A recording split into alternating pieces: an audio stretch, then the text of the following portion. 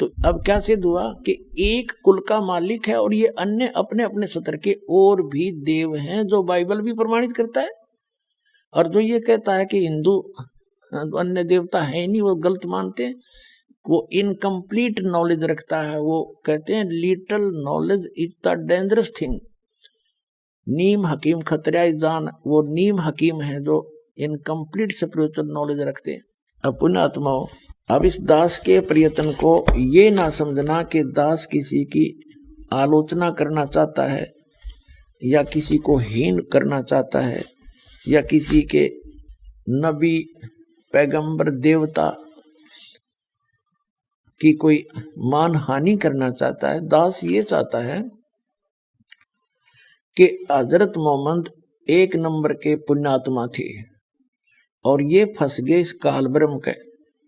इस काल ब्रह्म ने डरा धमका के इसको जो साधना बताई, 5 वक्त की नमाज, अजान जो परमात्मा को पुकारने का बंग बोलते हैं, 5 वक्त की नमाज और रोजे, ये 3 साधनाएं बताई और इनको डट कर करा करते थे वो। हजरत मोहम्मद जी जैसा ईमान अल्लाह पर कोई नहीं ला सकता। मुसलमान भाई जितना ईमान उन्होंने उस कुरान शरीफ के ज्ञान दाता को कंप्लीट गॉड मान के उन्होंने उसको उसके ऊपर ईमान लाया, और उन जैसी भक्ति भी कोई नहीं कर सकता। उस इतनी साधना करने के बाद हजरत मोहम्मद जी को उसकी भक्ति का क्या बेनिफिट हुआ? एक तरफ तो कुरान शरीफ में कहा है कि वो अल्लाह ताला, अल्लाह अकबर बड़ा मेहरबान है, बड़ा दयालु है, रहमत करता है, पापों को नाश करता है। वो बिल्कुल सही बोला है, वो तो सही है, वो तो ऐसा ही है। लेकिन हजरत मोहम्मद जी को उनकी रहमत नहीं मिली, उनका लाभ नहीं मिला। उसका कारण क्या रहा कि उस अल्लाह अकबर की way of worship, method of worship, पूजा का मार्ग, पूजा की विधि नहीं है। सूरत फुरकानी 25 आयत नंबर 52 से 59 में स्पष्ट कर दिया कुरान शरीफ के ज्ञानदाता ने कि वो अल्लाह अकबर तो वो है जिसने 6 दिन में सृष्टि रची, 7वें दिन तख्त पर जा बैठा, वो है क्रिएटर। और उसकी खबर कुरान शरीफ का ज्ञानदाता नहीं जानता, वो कुरान शरीफ में नहीं है जो ज्ञान उसने बताया हजरत मोहम्मद को जबरील देवता के माध्यम से। उसने अपने सत्र की विधि बताई है कि मेरे सत्र की ये साधना है और इसकी साधना से पाप नाश नहीं हो सकते, जो कर्म में वही मिलेगा आपको, उसमें कोई परिवर्तन नहीं हो सकता।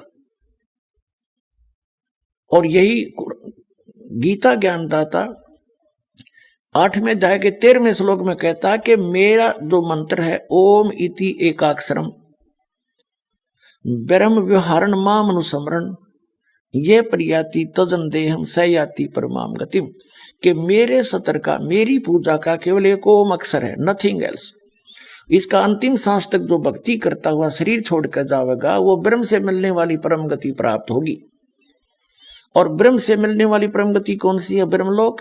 8वें अध्याय के 16वें श्लोक में कहा कि ब्रह्मलोक में गए हुए प्राणी भी पुनरावृत्ति में है, उनका भी जन्म मृत्यु होता है।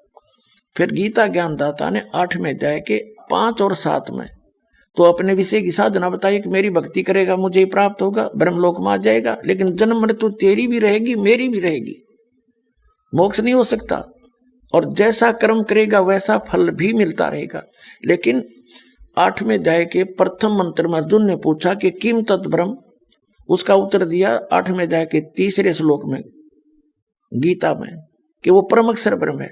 तो 8वें अध्याय के 5 से 7 तक तो अपनी विधि बताता गीता ज्ञानदाता, और उसके विषय में इसने बता दिया जन्म मृत्यु तेरी भी रहेगी मेरी भी रहेगी, यहां शांति हो नहीं सकती, युद्ध तो करना ही पड़ेगा।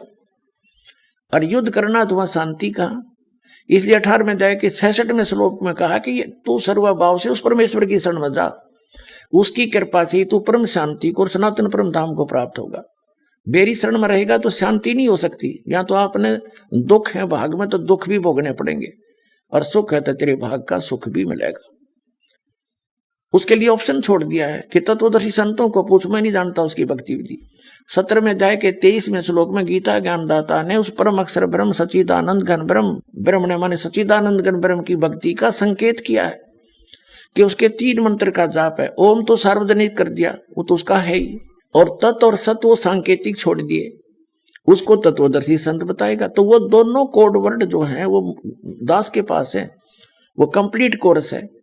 तो उसकी भक्ति 8 में जाए के 8, 9, 10 श्लोक में बताया कि सच्चिदानंद घन ब्रह्म की भक्ति करेगा तो उसको प्राप्त होगा। 8 में जाए के 5 और 7 में कहा कि मेरी भक्ति करेगा तो मुझे प्राप्त होगा। ब्रह्म की साधना करने वाला ब्रह्मलोक में जाएगा। गीता अध्याय नंबर 8 के श्लोक नंबर 16 में स्पष्ट कर दिया है कि ब्रह्मलोक पर्यंत सभी पुनरावृत्ति के अंदर है। तो उसने स्पष्ट कर दिया है कि उस पूर्ण परमात्मा की साधना से मैं परिचित नहीं हूं और मेरी भक्ति करेगा तो ऐसे ही कष्ट भी होंगे, तेरे भाग में सुख है तो सुख भी होगा, तो ये दोनों मिलते रहेंगे। और परम शांति चाहिए तो तुझे सब पापों का नाश चाहिए तो परम अक्षर ब्रह्म की शरण में चला जा, उसके लिए तत्वदर्शी संत की खोज कर ले। तो वो तत्वदर्शी संत ये दास रामपाल दास सतलोक आश्रम पर वाला जिला है, हिसार हरियाणा में भारत के अंदर है।